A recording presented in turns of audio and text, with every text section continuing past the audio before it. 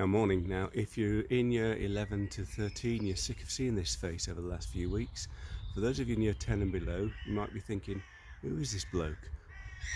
Now, you might be thinking, yeah, he's the guy who shuts the cage all the time. Doesn't let us play in there. He's the guy who's always complaining if we play football near the sports hall and kick the ball against it. And he's a guy who's always putting no entry signs all over the place in the school when exams are on.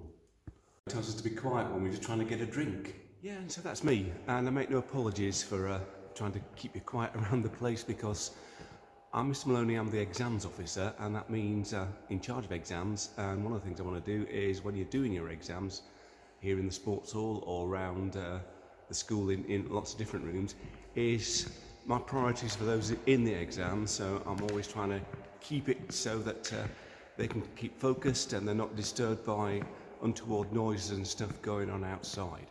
So with exams coming up, normally I would come and do an assembly with you all and chat through everything, but of course the situation is that we can't easily do that anymore. So I just put some ideas together here, so when you do come to do your exams, you'll have some idea of what to expect. Now, for exams in the sports hall, most of you will kind of congregate in the foyer here outside the sports hall, and when you make your way into the sports hall, you come through these doors. That's when the exam starts. So as soon as you come through these doors, you expect to be in total silence. You then will come into the hall and find your seat. Basically, you'll be given a timetable with your seat number on. So exams in the sports hall. The sports hall then is laid out like a great big battleship's grid, really. Although it starts at number 20 at the front and then goes 19, 18, 17, right down to about, I think, row 5.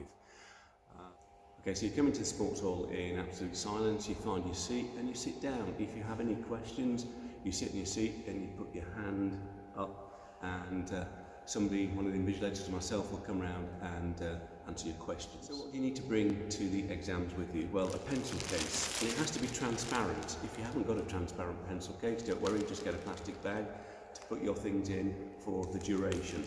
Now, come tooled up for your exam. Bring your calculator. If you're in doubt whether you have a calculator exam or not, always bring it. Right?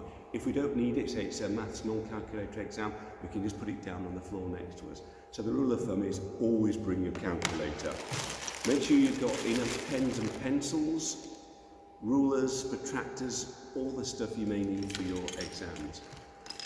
As far as food and drinks are concerned, you're not allowed food unless for medical reasons you need to. But you can bring in water, and it has to be in a transparent receptacle, right? So you have to be able to see through it. So it has to be just water and has to be transparent receptacle. Now, once you get into the exam, you need to put that on the floor by the side of you, basically so that it doesn't spill all over the exam you've just written. Of course, other do's and don'ts, you cannot bring in a mobile phone into the hall. And you should not have a smartwatch either. So we've got a box at the front of the hall. If you've got a smartwatch, like this one, you have to hand that in. If you've got a watch that isn't a smartwatch, you can take it off your wrist and put it on the desk in front of you. So nothing on your wrists at all. Now, during the recent GCSE and A-level assessments, we've been trialling using these big TV screens in the hall, and it's gone really, really well because we can put lots of information on there. You can't read this easily because it's backwards at the moment, but if I flip it round, then you can see we've got lots of useful information on there. We've also got a digital clock showing on there, as well as an analog clock. So that's about it, really. If you need to contact me, my room is up there on the balcony. Come and see me at any time, or email me at this exams address here if you have any questions to ask. Of course, for some of you, if you're using word processors or for other special considerations, you may not actually be in the sports hall. So I will email you about that, and we can talk through any of those kind of arrangements. So if you need to contact me, this is where I live, up on the sports hall balcony. I do work part-time, so those are the times I'm generally in school.